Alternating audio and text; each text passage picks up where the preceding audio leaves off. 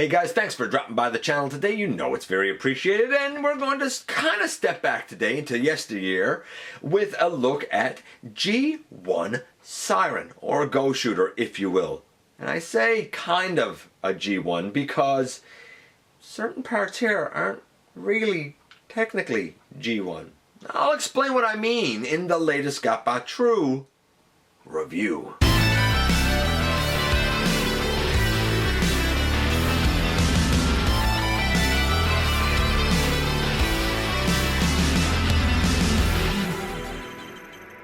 Hey guys, welcome back to the channel. I'm your host, your most humble of hosts, Dennis Moulton, aka GotBot. As always, please like, comment, share, of course, subscribe. More vital than ever now. And while you're at it, at least for now, hit that notification bell, please, because it lets you know when content of all sorts goes up here on the channel. And hopefully things will work themselves out sensibly and reasonably so that you will get those notifications in perpetuity going forward. Have a look for me everywhere across social media. Check out Machinery of Man, The Everything Factor, Transformers Collectors NL, and the Autobot family. All of those links for everything is down in the description. And this is G1 Siren, mostly. This is one of those G1 characters that's fantastic, but often what you find, and the only thing that good friend of the channel, Wayne, found at first was the chassis, the body. This is on loan to me.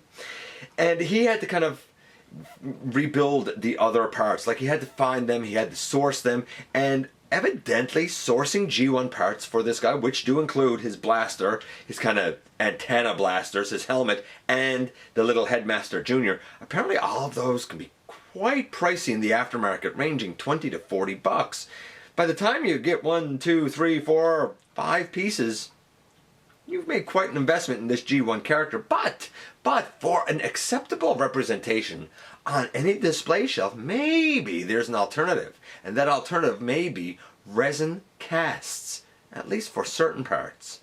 Anyway, we're going to talk about it all. We're going to talk about what's authentic G1 and what's an added on G1 piece when we head over to the table and take a closer look at this guy. And when we start a story of looking at G1 Siren, or if you're more familiar with the Japanese fiction, I suppose we could say G1 GoShooter, this is often what we see. A chassis body without a head, without a helmet to go over that head, since technically this is a Headmaster Junior, which is different than a traditional Headmaster.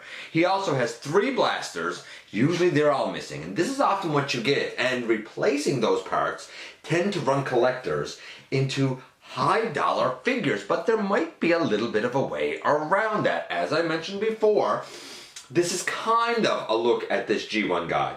And while I wanted to start out and show his robot mode the way that a lot of collectors begin getting this guy, it's not really where our story is going to start. No, our story is going to start with him in vehicle mode, which looks like this.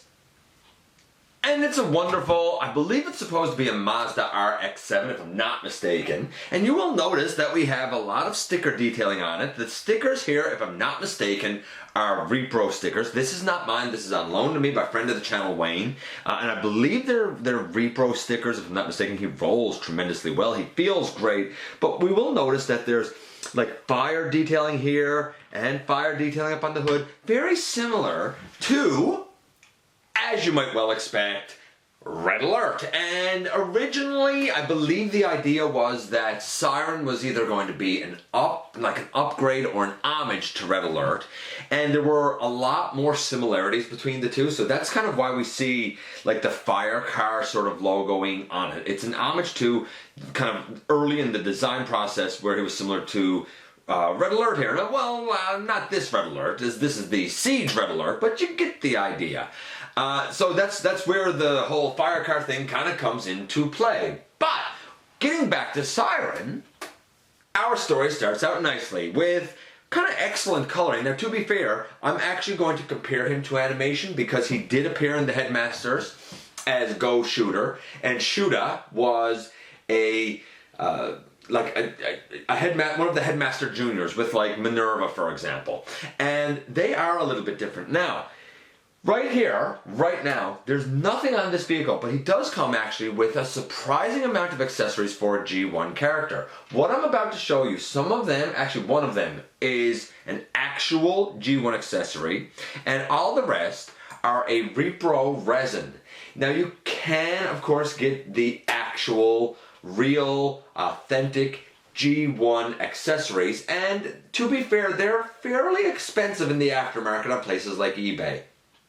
As I said, this is on loan to me by Wayne, and he managed to find, I think it's an eBay seller named Repro Man, if I'm not mistaken, and he does resin casts that kind of fill the bill for a lot of these missing parts at a far more affordable fraction of the price. We'll see what you guys think of these repro parts and if they would fill the bill for your collection as we go through. But we're going to start by opening the hood, or not the hood, the roof here, if I can. And when we open the roof, we have in here our little headmaster partner. Quig is his name in North America. Shuda is his name in Japan. And he is small. We'll look at him closer in a second. And he fits into a seat. This seat becomes a helmet. Now, this helmet is one of those resin cast pieces. So we're going to start off and look at Shuda, or Quig if you will, first. And then we'll look at these pieces and see how it all comes together. And here we have little Quig, or Shuda if you will.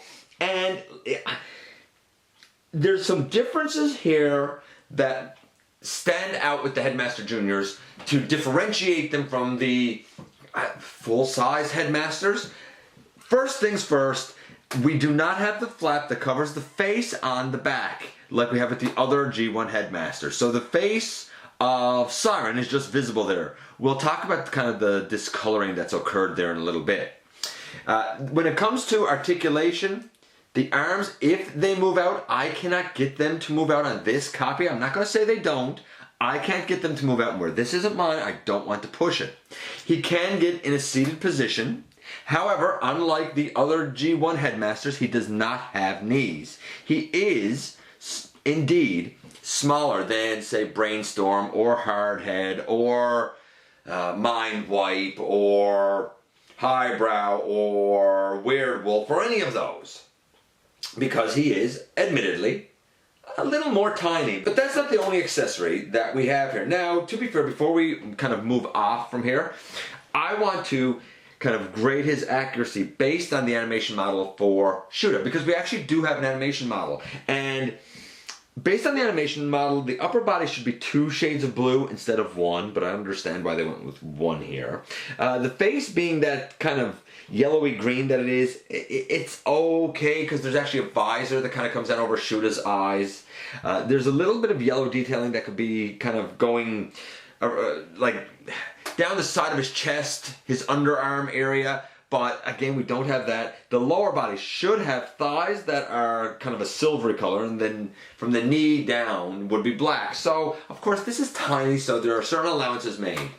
I would say, as a representation of Siren, well, or Quig, I mean, it's a 10. You know, he appeared in the comics, I will call it a 10. There was always some, like, disjointedness between Nightbeat's head and Siren's head. But in comparison to him being Shuda, it's alright. Like, I get it. It's probably a 7. It's probably a 7. The articulation, a 1. He can sit down. That's it. The transformation, well, that's super simple. What do you expect? Fold up his legs, and this is what you have. You have a head. It's a head. What more did you think you were going to have? But this isn't the whole story. Because with the Headmaster Juniors, those heads go covered with helmets. And this is a seat in vehicle mode and a helmet in robot mode. This is not an original piece. This was for far less than this original piece goes for. I've seen this original piece go for $40. This reproduction, I think cost about 15, maybe a little bit more, but basically about half the price. And like, to me, it looks good.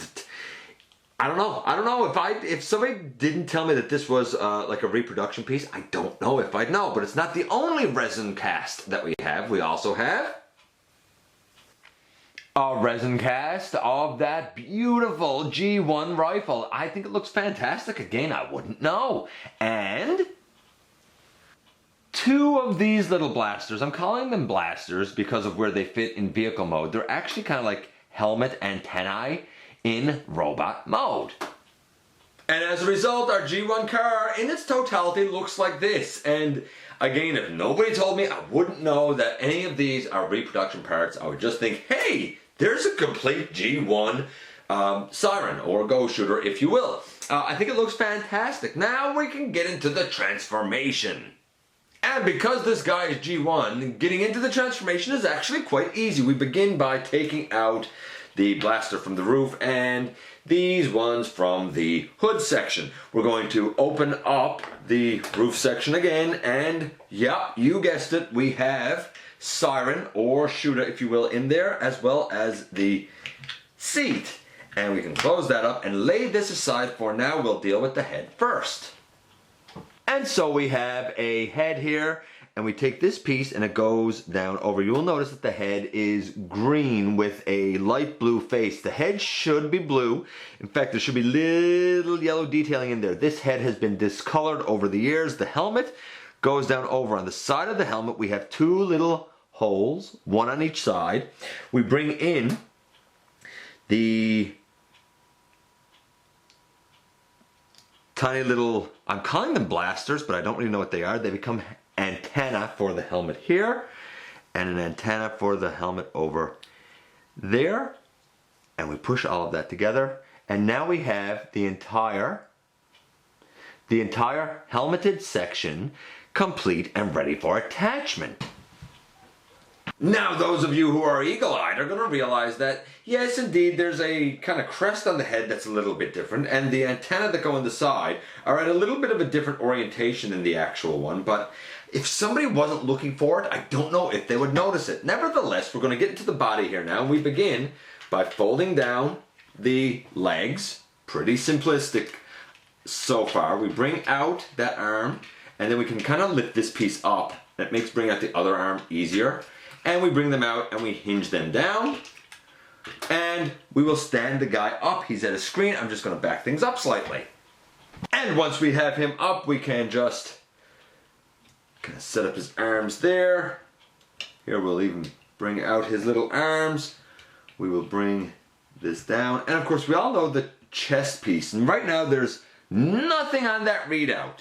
But we can take our headmaster, and that'd be the easier way to go. There. And you can see that he does have his tech specs come up on his chest. Yeah, anyway, kind of middle of the road for the most part with this guy. Put that on. And in the end, like, there's G1 Siren, and it looks fantastic, man. His transformation, I'm gonna say, I don't know, 10 for G1. Like, it's simple, but it's effective and logical. In terms of his coloration, the head is discolored, but that's just because of time. For a version of Siren, it's a 10. Let's even say 9, because there are, like I said, the antenna are oriented slightly different. The little crest on the front of the head is different. But let's say it's a 9. In terms of being accurate to GoShooter, if we look at the animation model, I'm again going to say it's a 9. There's more red on this guy than the actual animation model had. But besides that, it's largely accurate. Maybe kind of up next to his eyes, on the green part of the head now, it should be a little bit of yellow detailing, but that's pretty minor overall. The only kind of modern update that we've had to the guy, that we can compare to the guy, is this. That's the Titan's Return version. It's not great. Now there's other ones. There's some GoShooter updates, but in terms of Siren, the Titan's Return Loudmouth is kind of what we got here in North America, to be honest with you. Taking that out of it, in terms of articulation, it's G1. What do you expect? We have, like, the lower leg is a mono leg. It can bend at the knee because of transformation, but he has a knee bend. Nothing out to the side, nothing forward. The shoulders, I just popped his helmet off. But the shoulders, actually, they can move a bit out to the side. We do have an elbow. That's it. I mean, you know, the articulation is what, 2, 3? I mean, it is what it is. It's nothing spectacular. In terms of kind of comparing the head to the head, like the updated Titan's Return head to the G1 head, here's what they look like up close and personal. Pretty decent damage overall. So what do I think of this G1 Siren overall? I don't know if he's significant enough to kind of warrant the crazy aftermarket prices that he goes for. Yeah, he's cool, he's dandy, he's a G1 figure that honestly is one of the ones that I really prefer. I've never had him, I've never handled him until now, but it's a fantastic figure if you can get it. That being said, I know that Wayne managed to find the chassis at like a flea market for like $5. $5 Canadian, no less. So he had that. But to kind of get each of the other parts could have ran anywhere from $20 to $40. By the time you're done, this guy could easily run somewhere between $100 and $200.